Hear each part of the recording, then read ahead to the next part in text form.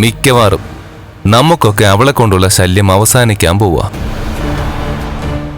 ഒരുത്തനുണ്ടല്ലോ, അവളെ തലയിലെടുത്തു വെച്ച് നമ്മളെയൊക്കെ വിഡ്ഢികളാക്കുന്ന ഒരുത്തൻ.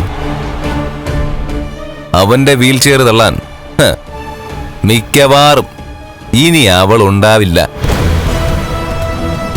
അങ്ങനെയാണെങ്കിൽ ആ ഒഴിവ് വന്ന സീറ്റിലേക്ക് സ്വാതിയെ ഞാനും പറഞ്ഞു വിടും.